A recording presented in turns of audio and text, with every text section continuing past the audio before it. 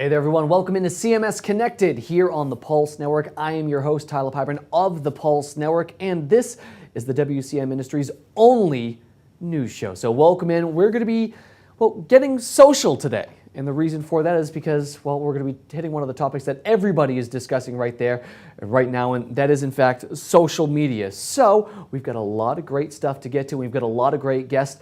However, I've got some interesting news and some interesting things to kind of lay out there right now, and that is, Scott Lewer is in fact not joining us today. However, we do have a very worthy guest.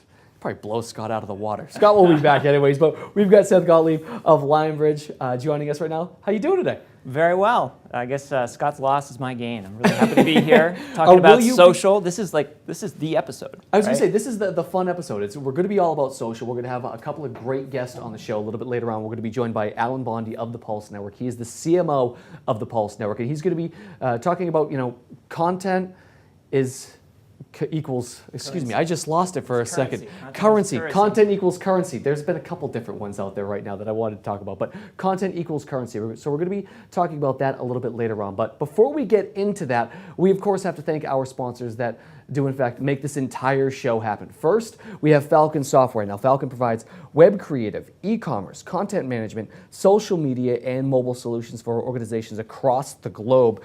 And also Digital Clarity Group, which DCG is a research and advisory firm focused on navigating organizations through the digital transformation process. So with all that in mind, let's kind of get right to it. And the way we like to start off this show, Seth, I know you're well aware of, is kind of with the news and some of the top news and some of the top stories that are going really across the CMS industry. And to kick things off, let's talk about government. I know everybody's, that's hot on everybody's mind right now with the recent election, but we're going to be talking about how governments really are trying to control content on the internet. And is that really possible? And that brings us to a news item. Ron Miller on Fierce Content Management wrote an article about how even President Barack Obama cannot control content on the internet.